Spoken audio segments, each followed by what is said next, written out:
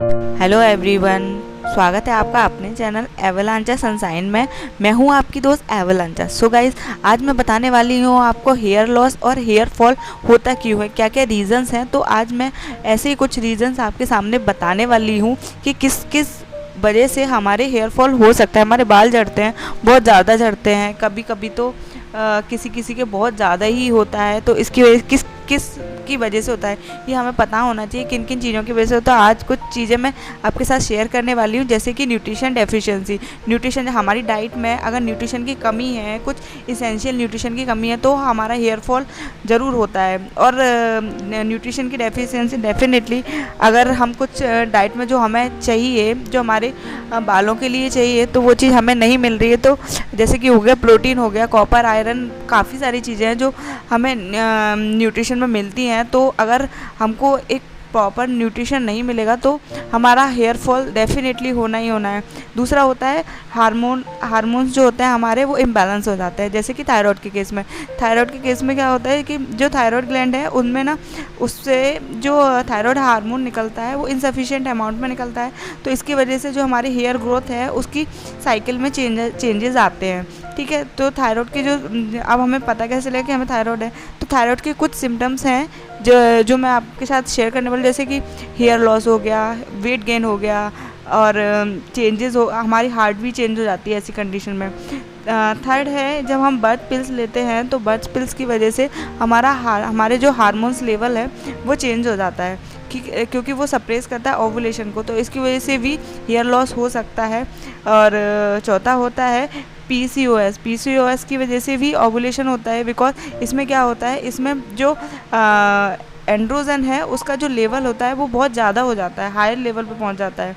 तो इसकी वजह से भी हेयर लॉस हो सकता है, क्योंकि इसमें क्या होता है, ये जो है ये एक्नी भी करता है, वेट गेन भी करता है, और जो हमारे बालों की जो ग्रोथ है उसको कम कर देता है, थिन कर देता है। और इसकी वजह से हमारे फेस पे और हमारी बॉडी पे हेयर्स ग्रो होते हैं।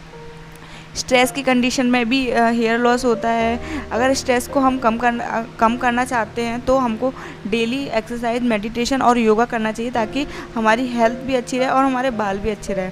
ठीक है, और बाकी हम जो हेयर स्टाइलिंग प्रोडक्ट्स आते हैं उनमें बहुत सारा टॉक्सिक केमिकल्स होते हैं। तो ज़्यादातर हम जो शैम्पू यूज़ करते हैं उनमें बहुत ही ज़्यादा हार्मफुल केमिकल्स होते हैं, टॉक्सिक केमिकल्स होते हैं, जो क्या करते हैं, हमारे इम्यून सिस्टम को वीक करते हैं। तो हमारा इम्यून सिस्टम जब वीक हो जाएगा तो हमारे हेयर फॉलिकल्स पे इफ़ेक्ट पड़ता है, तो उसकी वजह से हमारे बालों की ग्रोथ रुक जाती है। हम हेयर डाई करते हैं, उनमें भी काफ़ी सारे केमिकल्स आते हैं जो बहुत हार्मफुल होते हैं हमारे स्काल्प के लिए।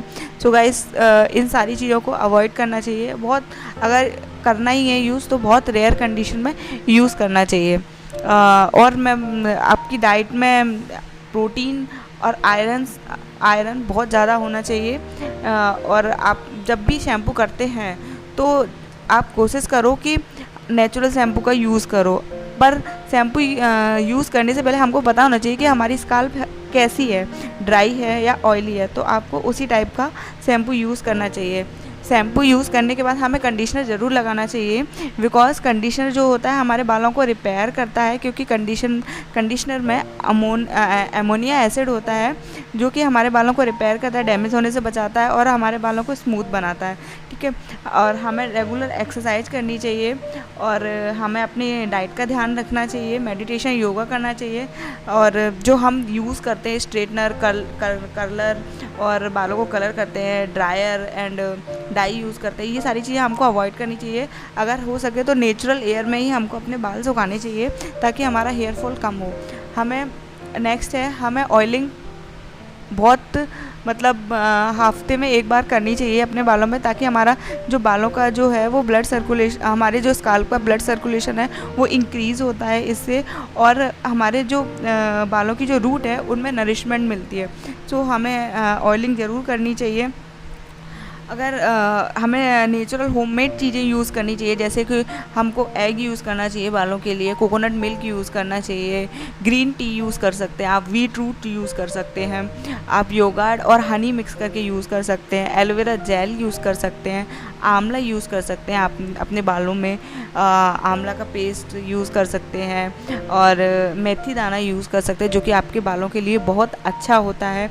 और आपको अपनी डाइट का बिल्कुल ध्यान रखना चाहिए बहुत अच्छे से। और जो डाइट में आप अगर क्या क्या चीज़ें खाएं जिससे आपके बाल जो होते हैं वो उनकी अच्छे से थिकनेस अच्छे से आए और शाइनिंग अच्छे से हो, बालों में स्ट्रॉन्ग अच्छे से हो जाए हमारे बाल, तो उसके लिए हमको अपनी डाइट में क्या क्या चीज़ें इंक्लूड करनी चाहिए। तो वो है पहला स्पेनिश पालक।